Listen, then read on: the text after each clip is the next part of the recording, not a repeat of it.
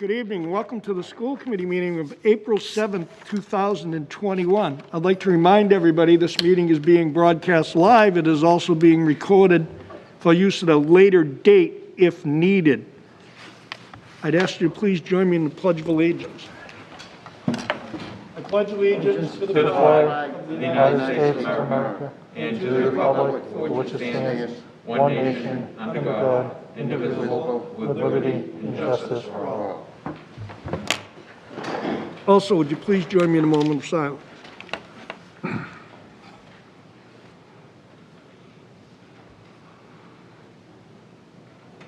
Thank you. I'm going to jump around a little bit tonight. You'll see as the meeting goes on why. So we've called it to order. Jeff, are you ready for public comment? If you'd like me to do that, Sure, we can do that first. Okay. Hang on. Logging in. Chris Scriven, are you here? I was waiting for Chris asked to call in and be remote because he is recovering from some minor surgery that he had. And Chris? Anybody out there for public comment? We're on live. No, Chris?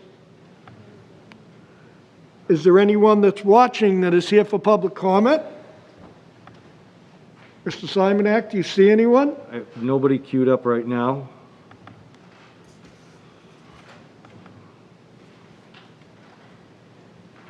We have public comment before, as the meeting starts, ladies and gentlemen. For those of you that are watching, it's a 15-minute segment, up to 3 minutes per community member. If you are going to call in, you have to keep in mind of the subjects that you could be talking about need to be on the agenda.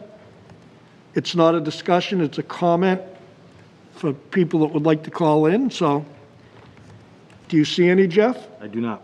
Nothing? Nope. Okay, I'm going to move on. Okay. If you get anyone, I'll let you know. let me know. I'll give it a few more minutes, Bob, okay? Okay. I entertain a motion to approve the minutes of February 24th, 2021. So moved. Second. Discussion? I'm going to do a roll call, but Chris, are you here? No. I'm going to do a roll call, anyone, just in case he calls in the middle of it. I'm hoping that, David's coming in right now. okay. Let's wait for David.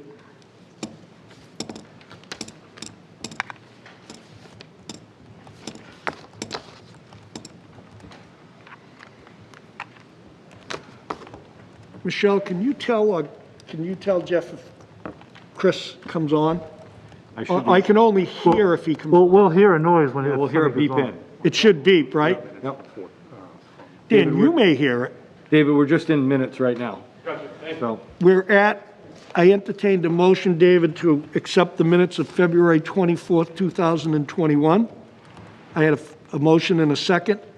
Mr. Scriven, I'm waiting to call in, and we saw you come walking in, so we decided to wait for you. I'm going to do a roll call vote because I have a motion and a second on the February 24th minutes. Just in case Mr. Scriven comes in, Mr. Howard? Yes. Mr. Forth? Yes. Mr. Boyce? Yes. Mr. Cullity? Yes. Mr. Small? Yes. Hillary? Yes.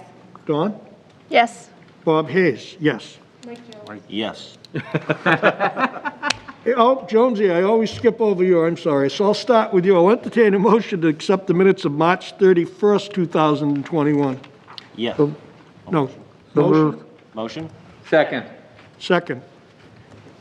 Mr. Jones? Yes. Ms. Sniffen? Yes. Mr. Hayes? Yes. Ms. Byers? Yes. Mr. Small? Yes.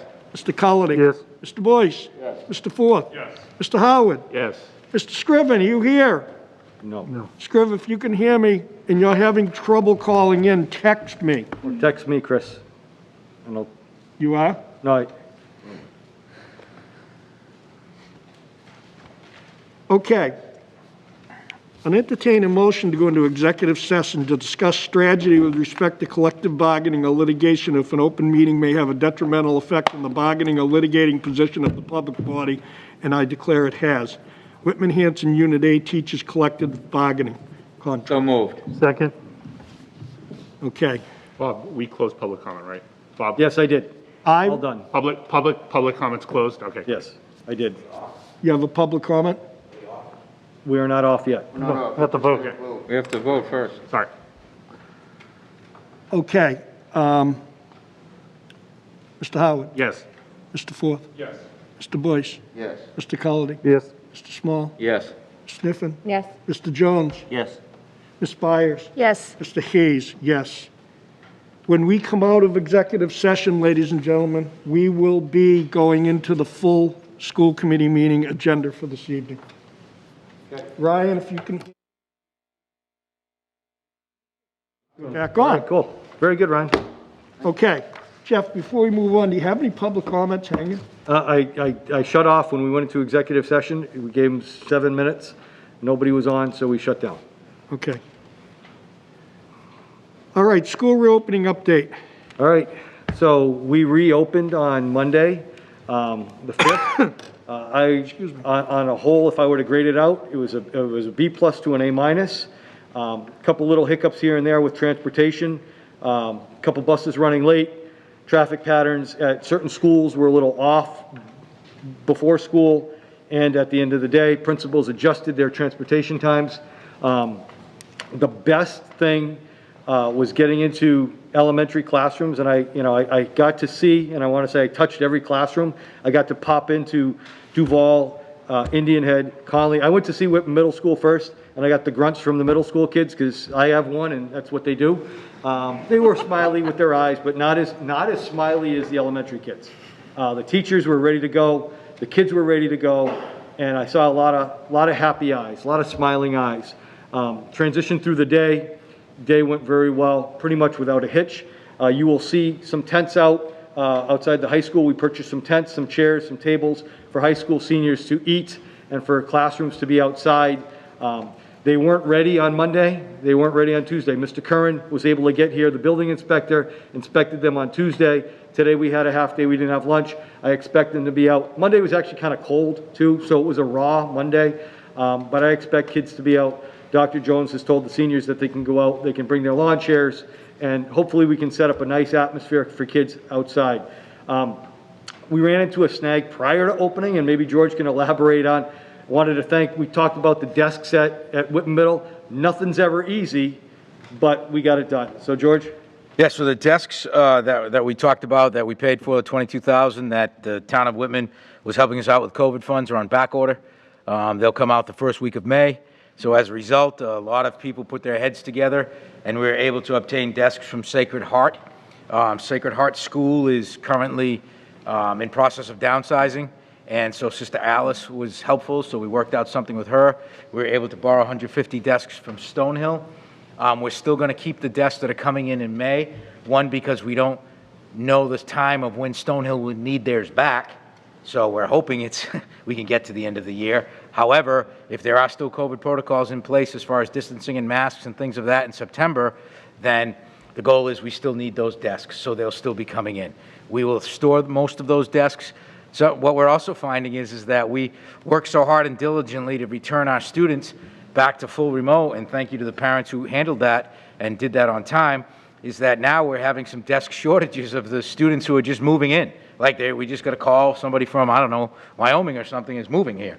So now it's like, okay, so we need a cadre of the extra desks and things to support students who actually move into the district.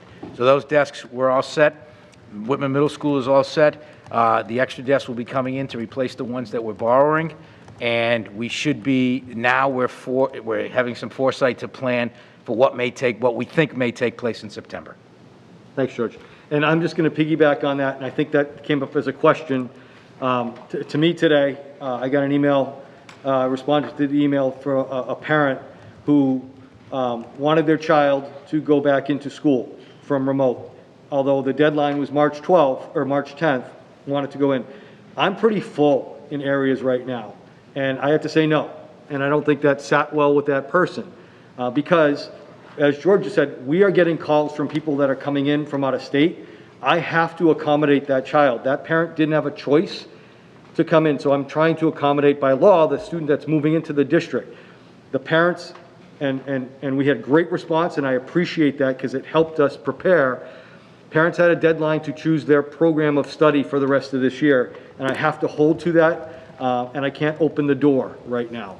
If things change, and I responded to this parent to say, if a student at the school goes from full in-person to remote over the next couple of weeks, I might have a seat. But I can't just pick and choose who we want to let in. And it's different when somebody moves in from, like George said, Wyoming or Brockton or from Salem. That person bought their house, they moved in, they expect their child to go to school. I don't know, and this is unprecedented times, I don't know if legally I can just say, the only spot I have for you is to go full remote in a program that you don't know anything about. And for me as a superintendent, I don't know if that's welcome to our district. We have to try to accommodate them the best we can. On the second piece of opening, the not so great part of opening, I have 3 positive cases at the high school right now from a social interaction last week. In turn, I have 34 positive or close contacts out of that social interaction. Nothing necessarily positive out of the classroom contacts, but I have 34 kids right now at the high school in quarantine. Parents are a little upset about DPH's quarantine methodology. It's the same as we had before.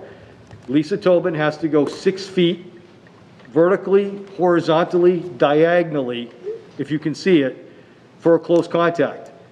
Our kids are now 3 feet apart, so it expands that close contact a little bit.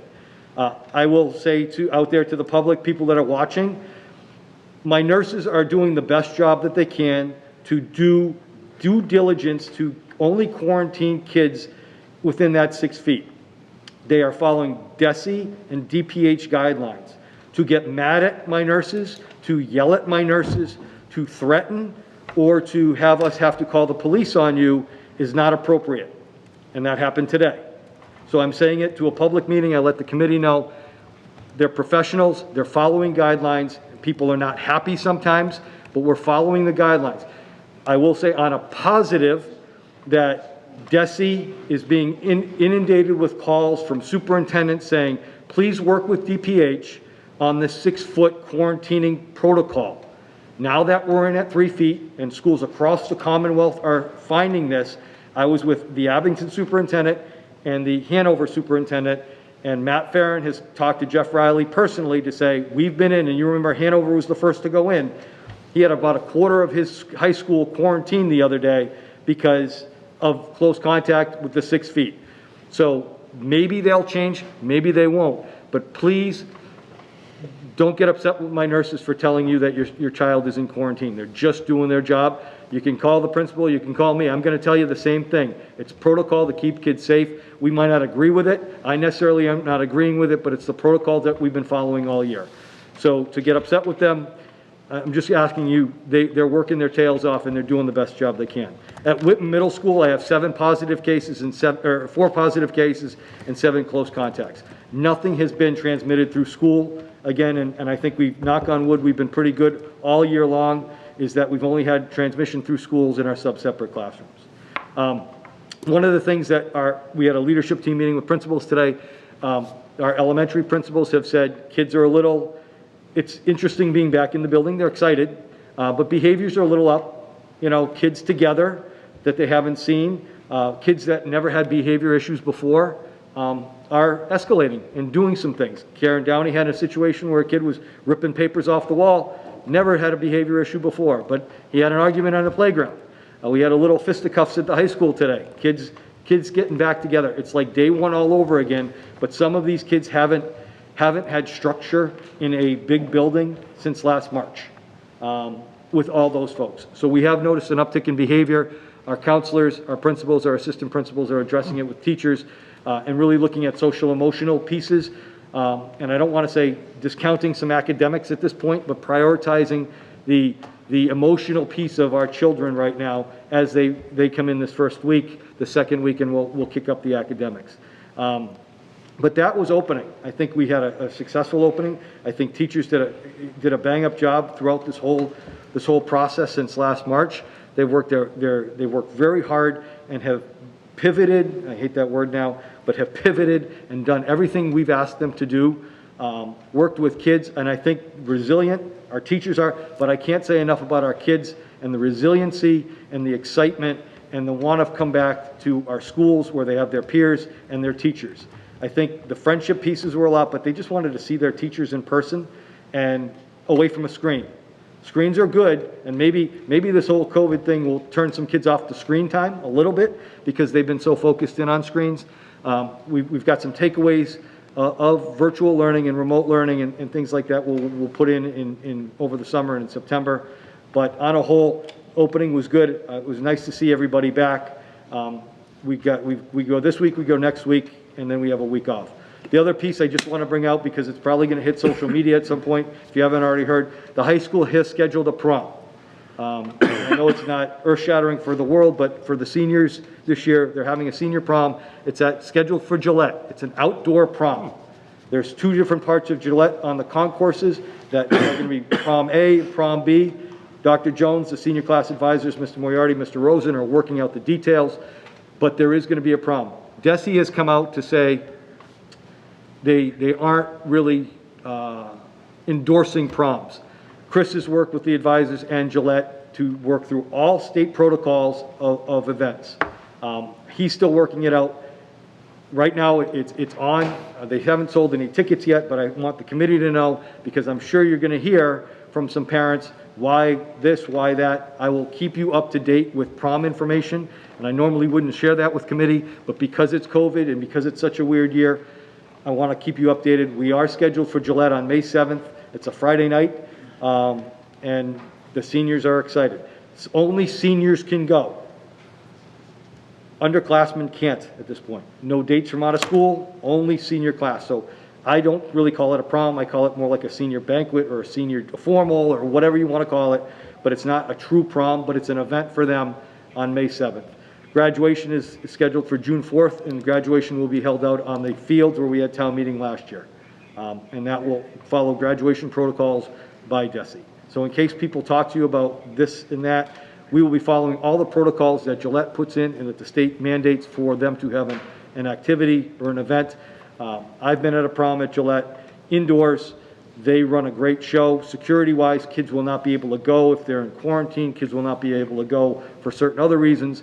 But Gillette has a wonderful job, and I hope the seniors appreciate what the high school administration and the advisors are doing for them to bring them back to some sort of normalcy for an end-of-the-year event for them.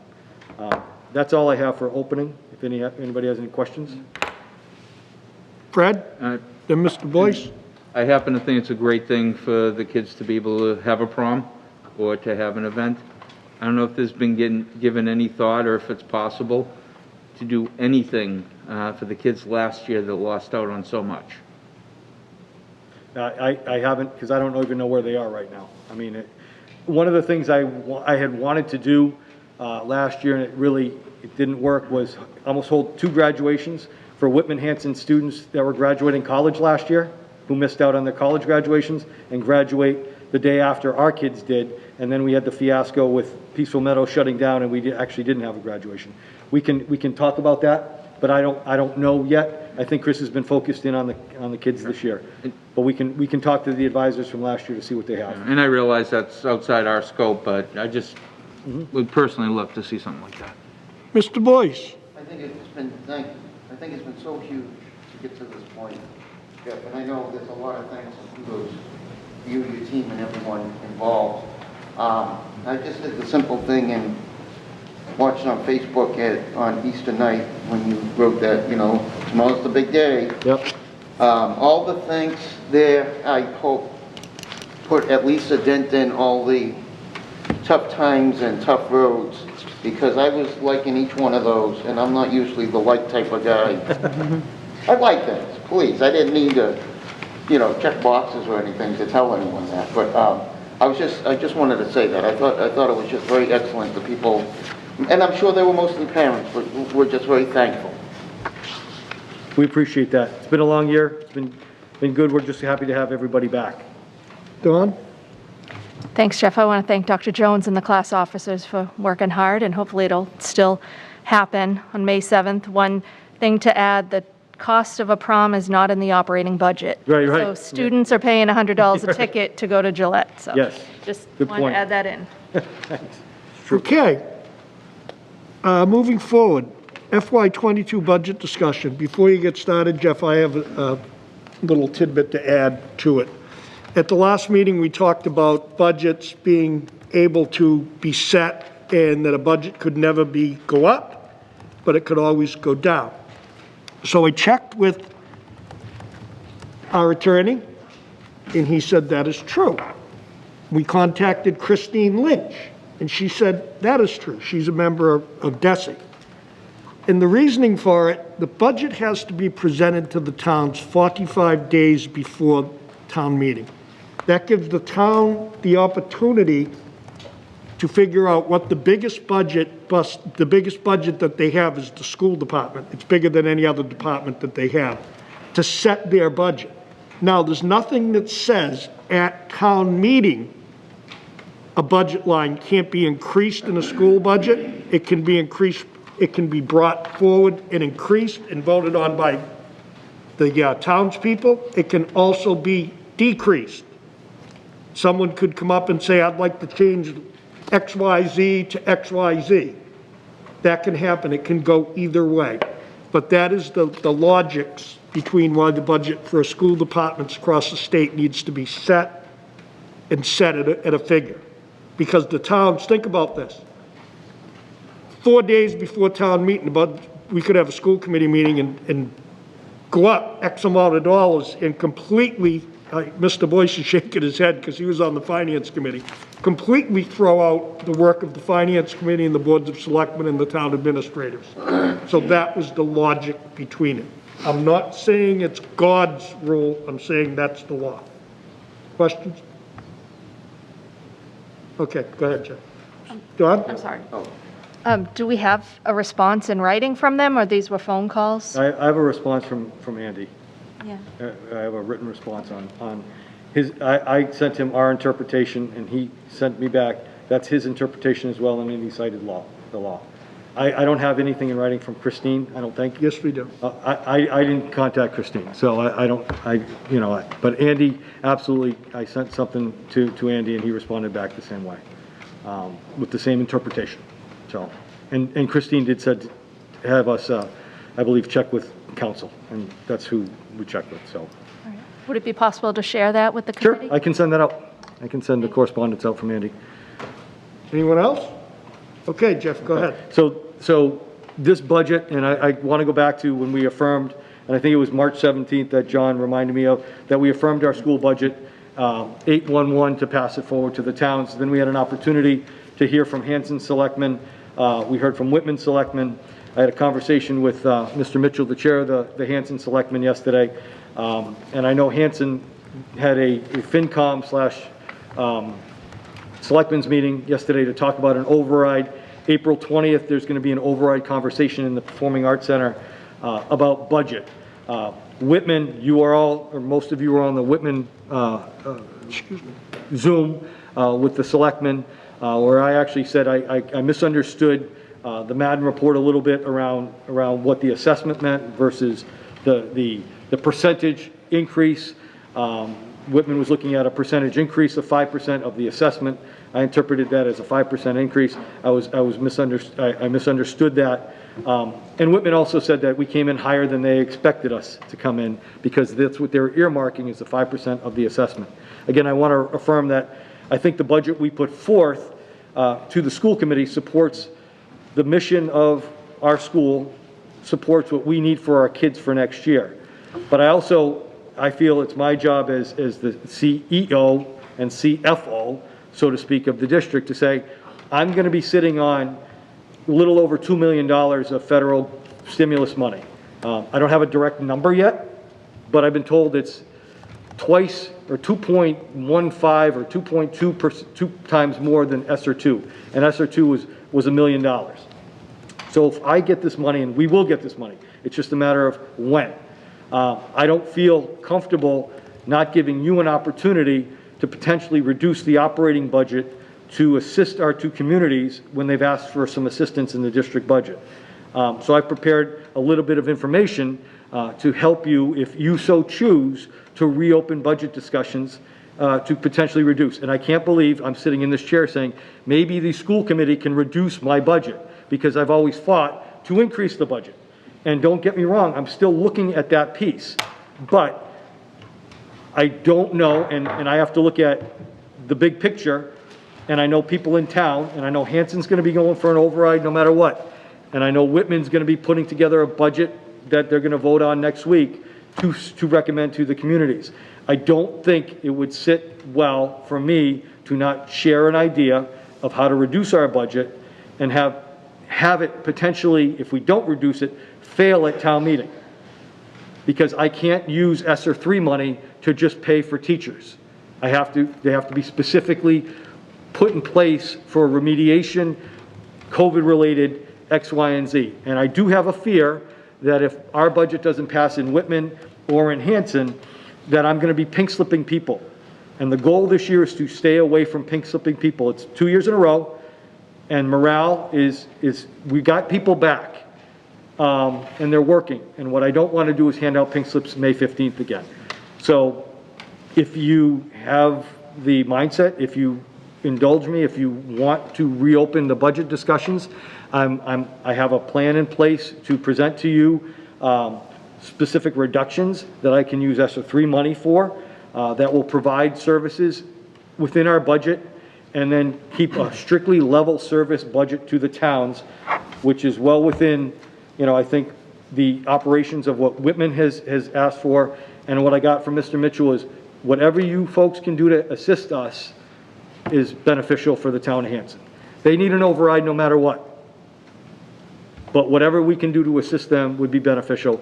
And Mr. Mitchell has always assisted the schools and how he supported me, myself, and the students in this district. So I really can't discuss this because the budget's done. We've already sent it, we've already certified it. So, but I feel we scheduled this meeting, we've heard from the two towns, and again, I feel it's my job to present information to you so that you can make effective decisions in terms of the finances for the regional school district. Chris? Yes, And Mr. Boyce? I'll make a motion to reconsider and/or reopen the budget discussion. I'll second that. Okay. Motion made and seconded. Mr. Scriven, I've texted him a couple times. Like I say, he might be snoozing if he's had surgery or something, so he's not with us, so we don't have to specifically take that particular vote. I can do it on a hand count. All those in favor of reopening the budget? Point of order. Am I allowed to vote on this? I was a dissenting vote, so I know I can't I think it reopen was anything. made and but- seconded, Fred, I think. So I can vote on the motion? Yes. Okay. Yeah, Yes. that's my You understanding. just I don't think you can make the motion, but You I think just can't, I can't make the motion to second it, I know Right. that. that's what I'm saying. I'm but you just can vote on asking, it. can I vote on it? All those in favor of reopening the budget? All those opposed? All those abstaining? We only have 9 members, so What was the affirmative? what do you got for didn't count, count. Michelle? I wasn't watching, I was just, we had 1 abstention? 1 abstention, 2 opposed, Okay. 6 in favor? 6, so that's, Okay, so the budget reopening is go. Go ahead, Jeff. Okay, so I'm just gonna pass you out a simple assessment document, and I'll talk you through it. Thank you.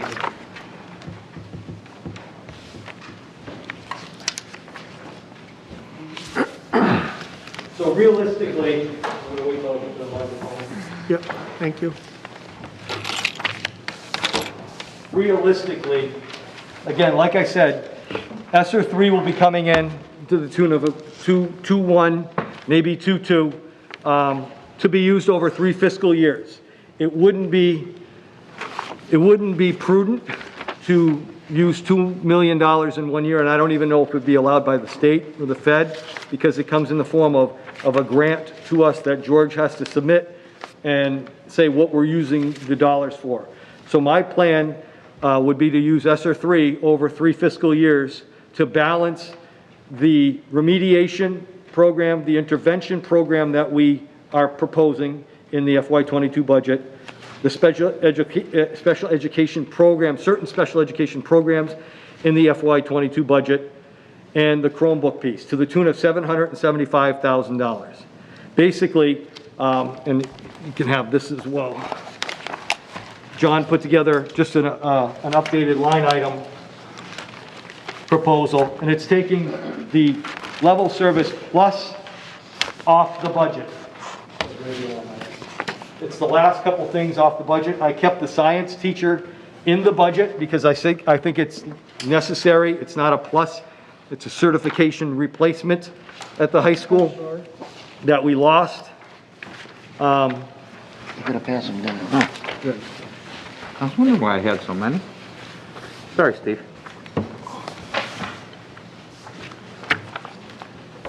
And I just gave away my copy. No, I didn't. I got You it. have to, No, I'm you good. might have to. Oh. So what I'm proposing again is a reduction of the budget we put forth on the 17th of $775,000.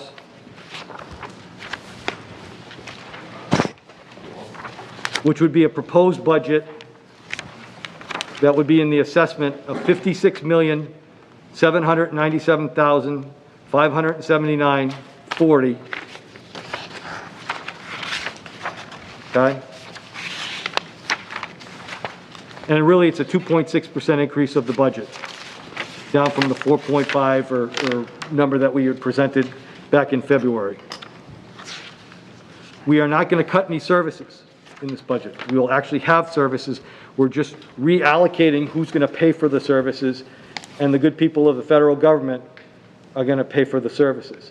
Feel very comfortable being able to do this. Again, my fear, without a reduction, is that taxpayers in town are going to know that our school is going to get this money. It's going to be all over the globe. It's going to be all over the media, who gets what. And if we don't use some of this money, I don't want to use this as operational money over a long period of time. I think we can hit what we have asked for, and the science teacher aside. Science teacher is operational. These programs will enhance our district in September. We will have the ability to extend and use more if we feel we have it, because ESSER 3 stays until FY24. And if we realize after FY23 we have to put some more money into the operating budget to keep the SPED program in place or this intervention piece, you know, George and I have gone back and forth with interventionists, and we don't feel it's a one-time thing for our kids. We feel that we should always have had a type of intervention for the students that aren't special ed, who don't get the supports, and are barely making it, but they're in regular education. These are where the interventionists can come into play district-wide. It's a student support system. It's something we've cut years and years ago. So it's an opportunity for us to do it as an expense through the Fed, but potentially look at it as in the operation budget for FY24 or maybe even FY25. One of the comments that somebody said is, you know, how do you want a long-range plan, and I think this is a little bit of a 3-year plan to use our federal dollars. But as we know with COVID last year, March 13th, who knows what can happen in a year? So I'd like to make sure that we can get our budget approved at town meeting, use our federal funds to the best of our ability, knowing we will still have some for FY23 and FY24, but not put my staff at risk, because I think this is a better budget for the communities to absorb, and not put them at risk of a pink slip or a reduction or a 1/12 because the budget doesn't pass in a certain community or an override doesn't pass in another. It puts us in the best opportunity to support our kids when they come in September. I would not put this forth to you, since you already approved a budget, if I didn't feel this would be successful. I don't want people to look at it saying, I'm just trying to work out, help with the towns. I kind of am too, because we all work, I work for the school district for our kids, but I also need to have an understanding of the community and getting our budget passed. One of the best parts of this job was July of last year, after all the argument back and forth about our budget, and then having overwhelmingly at town meeting the school budget support, the support of the community at town meeting. It was outstanding. It was emotional. What I don't want to do is go backwards. And we have an opportunity to put a budget forth using federal stimulus money that will assist our two communities. Now, I will also say, the community also needs to understand both towns, all the towns and cities, communities are getting federal stimulus money too. I don't know how that's being used, but that is out there as well. I know it shouldn't be used for operations, but that's up to each individual town. But I also want, as a school committee to understand, this is our federal stimulus money that we're getting. Cities and towns are getting some, and there is also discussion that counties are getting more stimulus, and I don't know those numbers yet. And there is also discussion in Washington that schools might be getting more infrastructure stimulus, only to be used for infrastructure, building and maintaining and adding. I don't have any of that. I don't want to talk about that. But again, talking about dollars and cents that come into the district, I feel like I need to disclose to you folks that this is coming. We talked about ESSER 3 before, but this is an opportunity for us to knock down our operational budget without losing anything and gaining, if that makes sense. We're not losing people. We don't, again, a budget that we can put forth to the taxpayers that's fair. And so for some folks, it'll never be fair, but I think is fair for our kids, supports the mission of next year for reopening, supports our Chromebook initiative, supports our special education students, supports the interventions for kids that might need it, and also gives us some flexibility if we need to add next year. So if you look at that assessment sheet, that's this one right here. You have the first page is the assessment, the new assessment, and the backup from John is behind it. So I would be looking at Hanson's operating assessment to be $12,646,117 and 72 cents, and Whitman's operating assessment to be $16,104,903.22 after that $775,000 reduction. That's my piece of it. There might be some more money in the budget later on that we could use if we have another retirement or something like that. But this is what I'm comfortable presenting you at on April 7th, 2021 as a reduction to assist what I've heard from our selectmen in Whitman and from our town from our Board of Selectmen chair in Hanson, and from what I caught bits and pieces of the selectmen's meeting last night in Hanson about their override.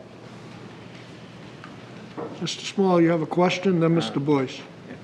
Jeff, of the monies that you're speaking of on the federal end of things, how much of those are they one-time expenses, or are they operating budget expenses? In other words, is it, like for instance, Chromebooks, I assume would be in there. Yep. Chromebooks would be a one-time expense. Well, we're trying to build, come on up, George. This is part of the operational budget that we said we were trying to build up what's going to be end of life next year.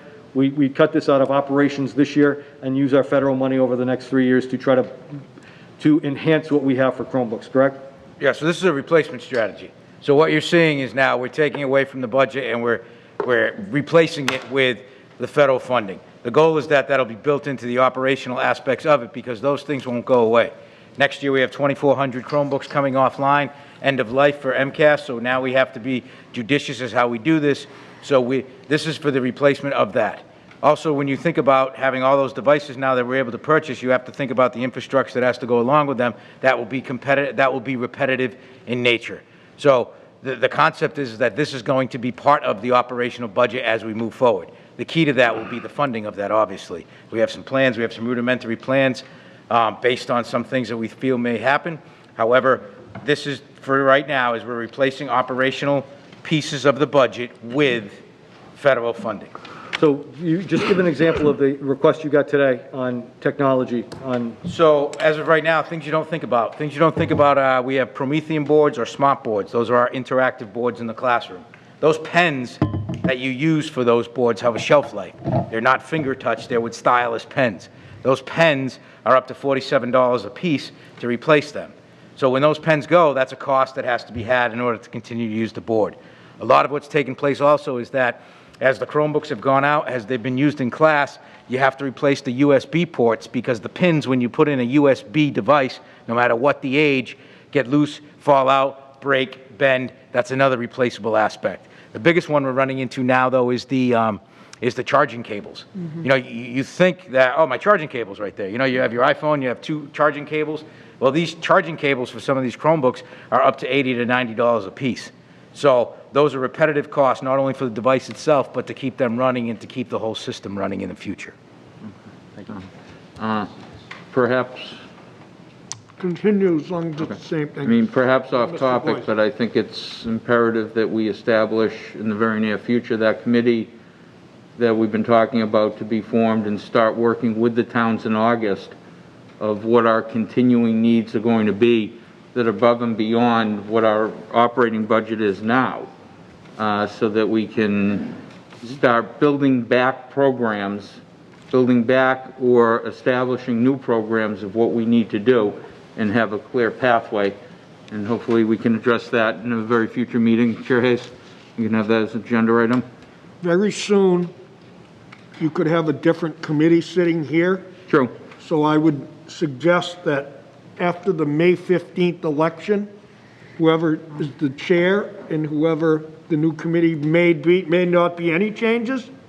I may not be here, and this is I didn't something say that I'd that. like to see at least established. Not saying I'm on the committee, but at least see it established. Right. So that probably would be a good time to do that right afterwards, after the reorg happens. Because there may be some changes, some serious changes you don't know. I had Mr. Boyce and then Hillary. So, I see this where it's dollar for dollar. It makes perfect sense, and Jeff, thank you and John and George for diving into this. I think, and tell me if I'm wrong, but I'd like to make the motion for the FY 2022 proposed budget in accordance with the PK through 12 Whitman-Hanson Regional School District Agreement, Section 4E, parentheses 2, and MGL, small c, Chapter 71, Section 16B at $56,797,579.40. We have a motion. Did anybody second Second. that? Chris? Second. Discussion. What was that number again? I'm sorry. It's on the last page of the, right here, Fred, of the budget comparison. You want me to repeat it, Fred? No, you can find it.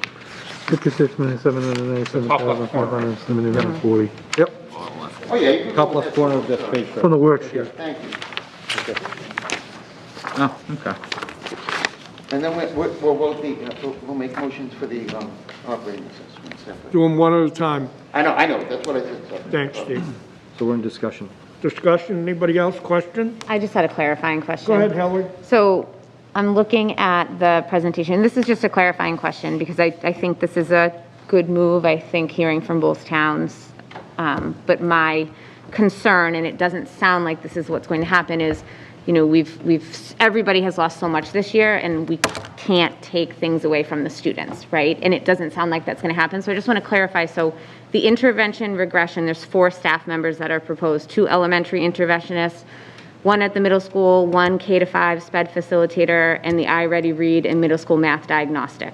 That is being paid for with the ESSER. That's the plan. Okay, and then the Chromebook lease is ESSER as well. Not necessarily a lease, but the Chromebook. Oh, replacement. I'm just reading what it Oh, says. yeah, I'm sorry. Yeah, The sorry. Chromebook replacement. And then the special ed programs, Whitman Middle School, elementary language-based program, Hanson Middle School classroom, TLC, Bright, an EL teacher, those are not going away either. Right now, the EL teacher is. Okay. I want to see the need. Okay. and depending if we have that need moving forward. We have to do an assessment over the summer to see our Because you numbers. don't know the student population yet. Okay. Correct. So I just wanted to clarify that those programs that we talked about in January, this is from January, those are not leaving the services with They're- this new presentation. They're staying in, correct. Okay, okay. They're staying in, correct. Thank you. I will also say that they're also in the plan, not affecting the budget, the local budget, is to have tech coaches at the various levels of elementary, a middle, and a high, and that's going to be done through reorganization based on student population. Okay. That's awesome. Mr. Howard, then Mr. Small. So just as an overall comment, I mean, I think I feel you're trying to strike the balance, right? So this ESSER funds is one-time, these are one-time dollars, right? So we're not, probably not the best plan to match them up against operational expenses that recur year over year over year. And if we take a real big step back, I think it's the same conversation each of the towns are going to have as well, right? So they're going to have one-time state funding this year that's going to come to Hanson, it's going to come to Whitman, it's going to come to the district. So I like what we're doing in terms of trying to use some of that to support some things and maybe even match them against one-time expenses, things that we need to kind of help as a result of the pandemic. I would be very concerned about using more of that, especially since we don't know the amount. And I think there was a thoughtfulness between putting the restriction of that we have until fall of 2024 to spend the money. If you look at some of the other funds we've gotten, it was very clear we had until end of year, end of fiscal year. This was very clear. It was, you can spread it over a much longer period of time. I think we've all seen some of these things that we hoped would be short-term or long-term. You know, I think at one point we were hoping, you know, the pandemic would be over in a few months, and it's gone on and on and on in impact. So I like what we're doing. The only other thought I think is, as we move forward past the budget, if we can continue to consider what else can we do to help students that need it, right? So whether it's summer school, some sort of additional tutoring, things like that. So if we have that ESSER 3 money left because we haven't spent it, we should be able to continue to help with some of the folks that are going to need that support because they have fallen behind. So to me, it all kind of matches up nicely. I think it's a good balance. So one of the things we're trying to do with our end of year assessment data is to say, what student, how did they do throughout the course of the year, and then what does summer look like? We're trying to put our plans together. We have an acceleration grant that is by DESE that we're looking to be able to receive the funding for and be awarded, and we're looking to see how do we expand our current summer program offering, not only out of special ed, but tie it in with our interventionists to see how do we affect the most needy of our students. And just on that note, I met with the Y yesterday about their summer program it's going to be at Duval this year. But they also said if you run a summer program or for regression or whatever, like a summer school, summer-based program, they will support us on the other side. So if a parent says, I'd love to have George go 3 days a week, the school picks up 9 to 12, it's on us, but I can't pick them up at 12, that student can stay with the Y, a parent cost for the rest of the day. They're more than willing to work with us to make sure our kids are supported over the summer. So, thanks, Chris. Mr. Small. And Chris, were you done? I am done. I'm sorry. I should No, I'm have- done. I believe as part of ESSER 3, 1% needs to be spent on summer school and 1% on tutoring. I believe I read that or heard that somewhere. There's potential. I mean, Part of that grant, so they've addressed that. I can't remember, Fred, I think that might have been the DESE requirement. So remember, there's ESSER 3, it's 90% comes to us and then 10% goes to DESE. Now, that was ESSER 2. No, I think. Oh, no, ESSER 3, no, I'm sorry, ESSER 2 was they gave us 10,000, I'm sorry. Right, one of them, so ESSER 2 has a $10,000 component, which has to go for social, emotional, and mental health for both students. Correct, Yeah. correct. ESSER 3, I believe, though, is what Chris is design, is same thing you're saying, but it's from DESE. DESE gets the portion that they need to spend, and that's what they're doing with these acceleration grants that they're offering. And that's some of the work that they're doing. They get to hold some of the money back before going to the individual districts so that can be competitive in nature so districts can apply to them directly. Okay, and the way I had read it, something that it had to be spent, so. They couldn't make it much more confusing. Yeah, so that'll be a good thing as far as that goes. Quick question, the PR firm, is that still in our budget? yes. Do we use it that much that? So let me just answer. If I'm if I'm a neighboring town right now, it paid for itself 10 times over. We've used it in terms of crisis. And right now, instead of crisis, we're using it to advocate for our arts. They give us X amount of articles a month. So yes, it's something that I think is valuable to us, and you don't know it until you're in a crisis. When we had a crisis last February, in district, a year ago, February of 2020, prior to the pandemic, they were essential to me to get information out to the community, doing a press conference. So to me, it's valuable money. And again, I look at some of my colleagues, when you're trying to work in crisis and do press releases with reporters who just want a soundbite, it's very difficult. So they've been an asset to us. We'll review it every year to see, but it is in our budget for next year, and we have utilized them this year, not as much as last year, but we got our bang for our buck in 1920. 2021, not so much, more of a positive PR piece, which is awesome. And then 21, 22, hopefully, we won't have the crisis either. But yeah, just short answer, it's valuable to me. Anyone else? Dawn? Using ESSER 3 funds for operating positions doesn't make any sense to me at all. There's a legislative MASC lunch from last Friday. I shared it with the committee. It was advice on using ESSER 3 funds, and it said plan accordingly, communicate wisely with your communities. You have until 2024 to use this, and it was strenuously said, discuss it among your committee and plan accordingly and prepare for the cliff. Prepare for the cliff in 2024 because that money will not be there anymore. So to say we are using it, or the suggestion to use it for special ed programs that I would expect will continue to be needed, is dangerous. I can see using it for summer programs and remediation, which would fall under tutoring, or perhaps these interventionists, which on this additions to level services totaled $375,000. That was the 2 elementary, 1 middle school, K through 5 sped facilitator. Using one-time funds for a recurring expense of Chromebooks, I don't believe is wise. We're going to need Chromebooks year after year. We're going to need those pens, Mr. Farrow, year after year. We're going to need that funding. And just to use it doesn't make sense to me. I want to add up these numbers from the presentation, Superintendent, because I understand you've given this new budget with $775,000 in reductions. So the Chromebook was $150,000. The regression was $375,000, and special ed programs of $570,000.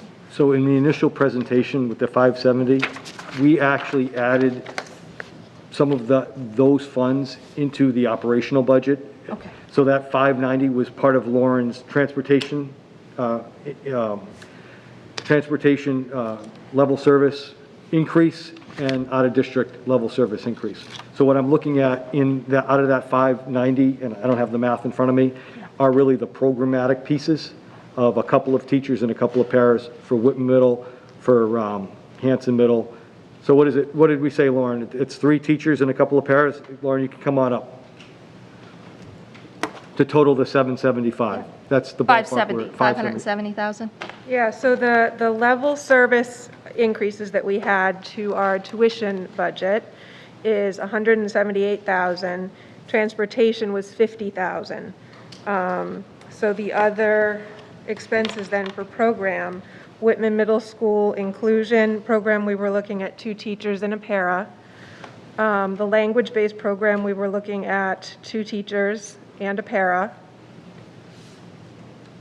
And the Hanson Middle School social emotional classroom, we were just looking at 1 teacher. 5 teachers and 2 paras. Correct. So if we as a committee decide to use these one-time funds, we're prepared to cut 5 teachers and 2 paras in a few years. That is the truth. Where there's no guarantee we can add those positions back. That is a fact. We're not adding any teaching positions to the operating budget. We haven't done that in a long time. We added adjustment counselors a couple years ago, and that was at the swap for the middle school foreign language program. So things that we've added have been taken from other areas. So forgive me for interrupting, but so this 570,000 included the 5 teachers, 2 paras, and you said portions of costs for transportation? Yeah, so from what I understand, and John, you can correct me, there were kind of 2 parts to the special education increases. There was the level services that we have predicted based on receiving new tuition numbers for next year, based on looking what students are coming in and out of district. So that is kind of a fixed cost, that as well as transportation. Okay. And then the other items were kind of the plus part of the budget, which were the programs that I think this district needs moving forward for our special education students. Okay. And the EL teacher, Jeff, you said that We was pulled out right now. pulled out. Do we know what that? I Usually guess, 65,000 is what we justify. And one of the things with special education where I have a little flexibility outside of ESSER is circuit breaker.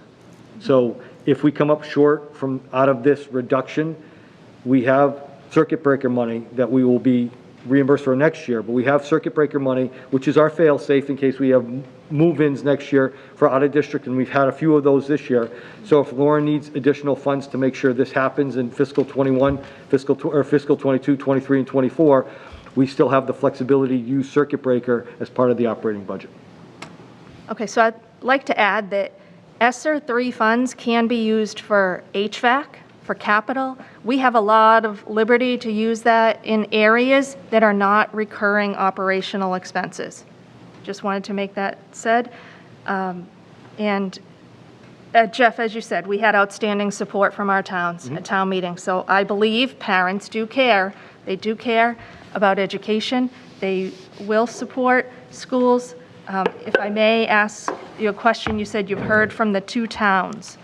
I know I've watched meetings, so I've heard open meeting, what's been said, but is it what you're hearing from the towns that schools, you have a windfall of money, so use this in place? Can you help me understand who you're hearing from and what? So I was in that meeting with you folks when Mr. Lamontina and Mr. Kowalski, and Mr. Kowalski said, you know, we supported you last year. We were hoping you would come in with a number that would be better than what you presented. That's the meeting. That's all I've heard from Whitman.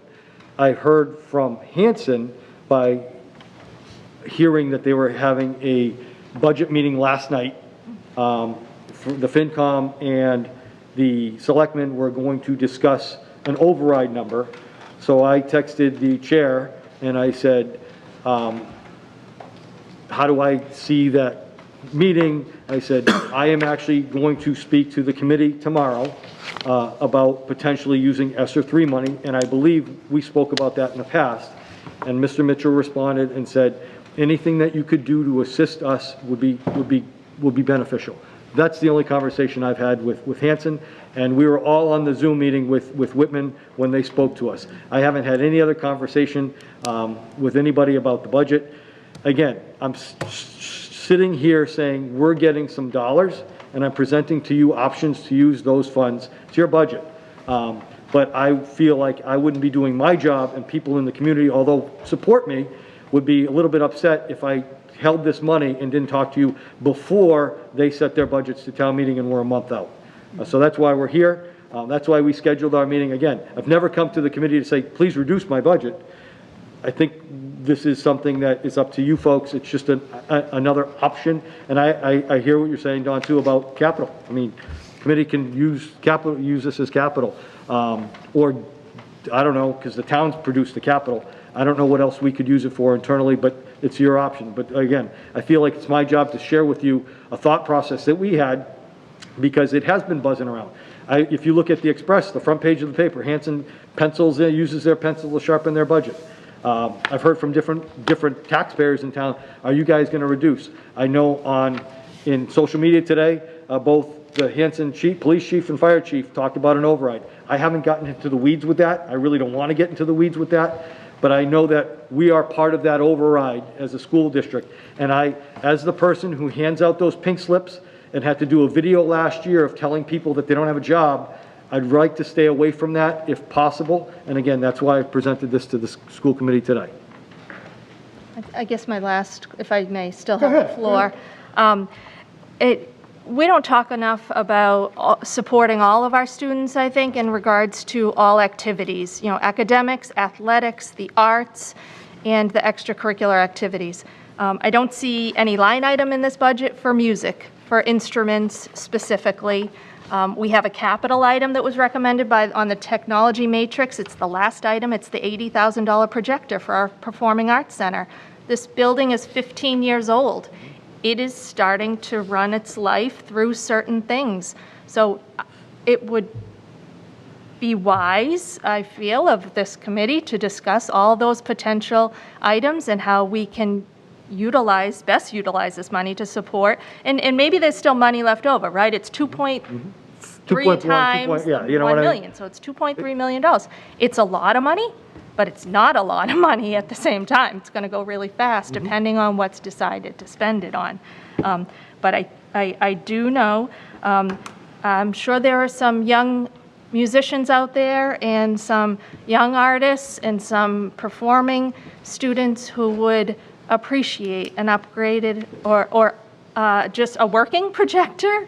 In the Performing Arts Center, we've supported the gyms to be restored, the floors over 15 years, and the turf and so forth. So that is enough for me right now.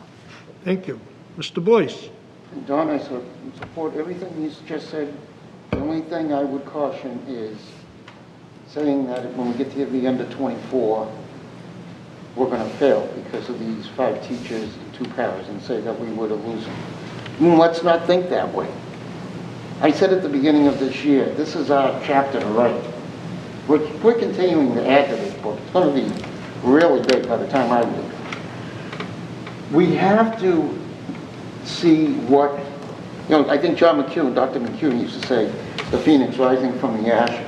We have to continue to evolve and see, maybe we won't need that particular number of paras or teachers, and that's just one example. Maybe we're changing to something else. This whole new thing with tech coaches and interventionists, which, I just love hearing this. But it would be awful for us to say, in my eyes, that we're going to fail at the end of 3 years from now, or 3.5 years from now. We haven't even started this. And I think this is the replacement strategy. Let's try the strategy. Let's start that meeting in August, with or without Mr. Small. Let's begin, JFK, but let us begin. It's just the words that I've always kept in my mind. I try.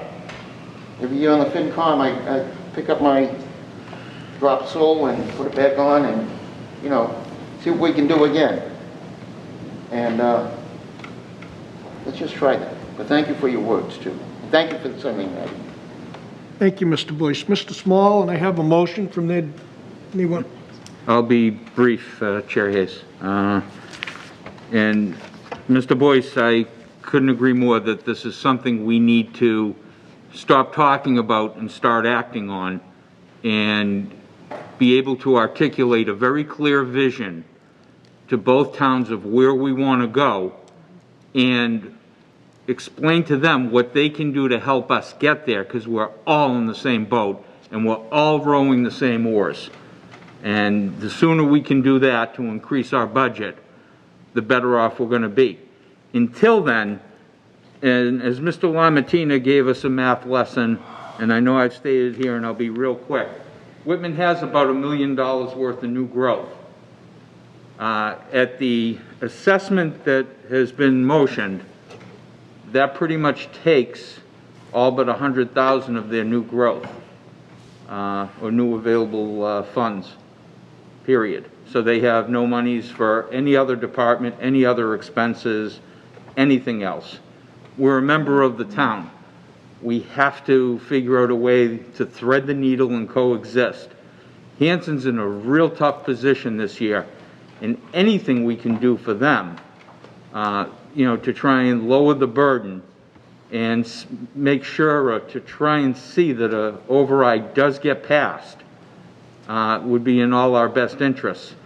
And then hopefully we can put the chapter behind us and we can talk about setting a goal or goals and decide how we're going to achieve them as a committee and go forward. That's what I feel we need to do. But, you know, even at this number that we proposed, Whitman's going to have to find money somewhere else because they just don't have it, you know, to do their whole budget, so. Hillary?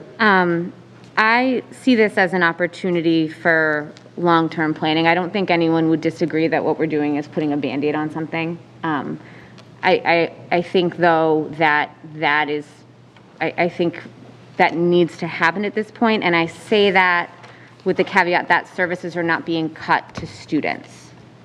Because to me, that's the biggest and most important part of this budget, is that we're not cutting services to students, and we're not. And of course, we're paying for it in perhaps an unconventional way, but it's happening. And I think that the more that we have a long-term goal for us as the district to say to the two towns, this is where we want to be in 3 years, then we can all start to move forward together. And this is a way to bridge the gap, because these are services that we need. And I think that people are more willing to buy in when they see the reward. And I think every year, at least that my children have been in school, not many, I have only seen services cut to the budget. And we're not adding a ton, but we are adding something. And I think that that is a positive that families in both communities will see and will reap the benefits of, and then understand why we have to do this. And I think that the long-term planning and the conversations that can come from this are probably going to be valuable, and we need to have them. Okay, so I have a motion of $56,797,579.40. Is that correct, Mr. Boyce? Yes. That is what the budget number would be changed to. Does everyone understand that? All those in favor? All those opposed? All those abstaining? 6-1. Now, Mr. Boyce, you have the I do. the assessments to the town, seeing as you were Yeah. so articulated on that number, Thanks. because I don't have it in front of me, just No, the that's number. all right. So I'll put my finger here and I'll read. Yeah, point of order. Point of order on that one. So it's a budget vote, right? Mm-hmm. So we need 2/3? 2/3. Setting the assessment. Yeah. We have to do the assessments next. No, but the budget vote. The budget vote we just took, right? It's not 7, Need 7. not 7, Nope, doesn't pass. We need 7, need 7. correct? Correct. Because even though somebody's not here, it's a 10-person committee. Right. Right.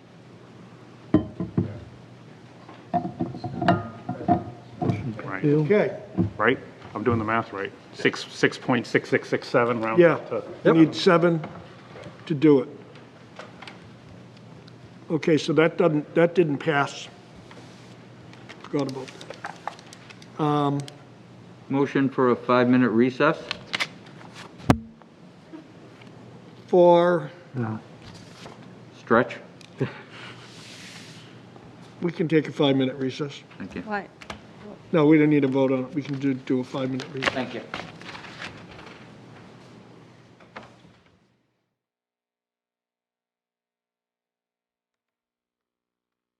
Off of our 5-minute break.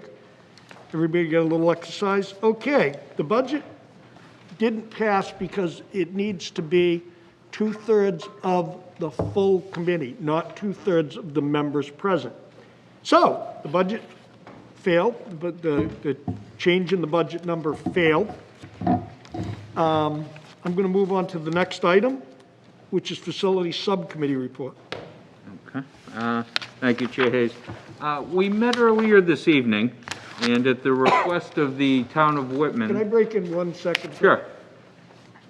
One of the reasons tonight's, I had said to the committee, and the committee had voted, this was going to, the committee had talked about, or I had said, this was going to be a budget only. Jeff put in school reopening. The reason we have a facility subcommittee report this evening is because I believe the capital committee is meeting tomorrow and Correct. wanted to clarify our items. Is that correct? Correct. They've that's asked what I every wanted. town department in Whitman to prioritize their capital requests. Okay, that's The why we put Facilities this on. Committee met earlier tonight, and there are there are basically 5 articles that are on the warrant for Whitman that have been recommended by this committee. Article 17, would you like me to read them, Chair? No. Would you like me to read them? Quickly, yes. Article 17, to see if the town will vote to transfer a sum of money from free cash and/or available funds or borrow the sum of $71,208 to replace the telephone system at the Duval, Conley, and Whitman Middle Schools or take any other action relative thereto.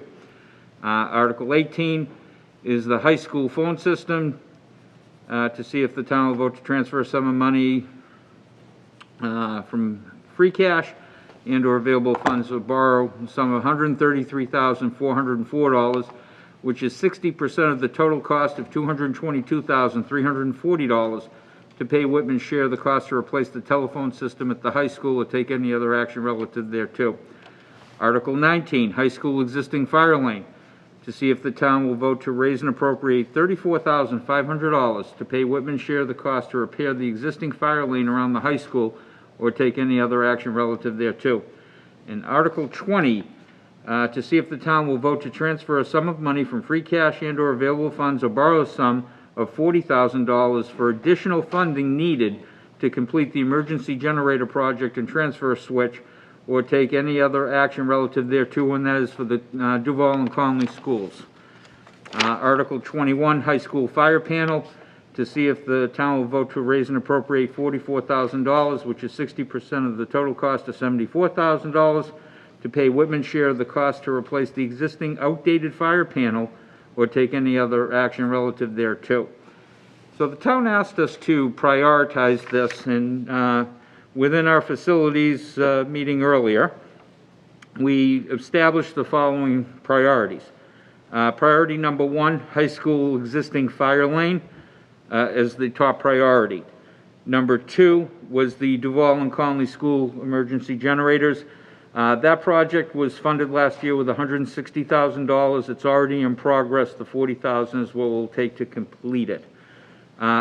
We prioritized Article 17 and 18 both as number 3, which is the Duval, Conley, and Whitman Middle School phone systems and the high school phone system, simply because you can't do one without the other. So you need to do both at the same time, otherwise it's no good. One won't work without the other. And then as the 4th priority was the high school fire panel, as it is working, but if it breaks, there's no parts, it's catastrophic, and it would cost us far more than the $44,000 or Whitman's share, which is $44,400. It costs us much more than the $74,000 to replace it if it does break. I would like to make the motion that we, as a full committee, approve these prioritizations as read. If someone would second it? Did someone Mr. Collery? Discussion?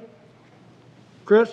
So just, Fred, the committee, what was the committee vote? Did the committee agree with that prioritization? What was the vote? And is the administration in support of that prioritization as well? Facilities agreed with that. Administration supports it as well. Okay, thank you.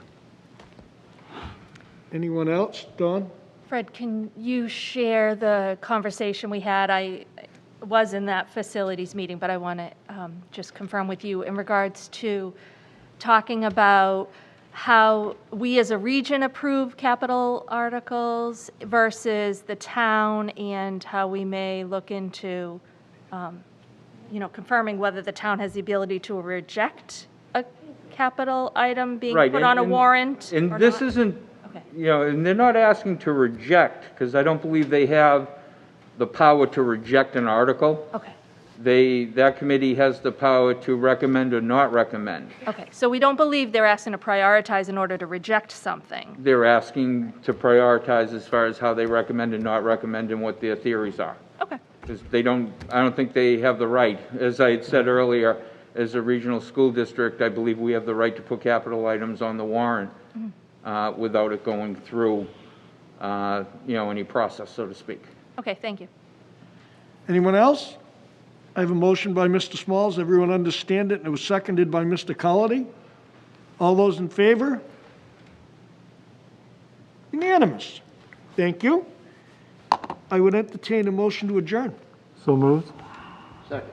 All those in favor? Good night, everyone. Keep in mind, ladies and gentlemen, the next school committee meeting is next Wednesday evening here in the library at 6 o'clock. We'll be putting out an agenda very soon. Thank you all for watching, and good night. Battle Royale.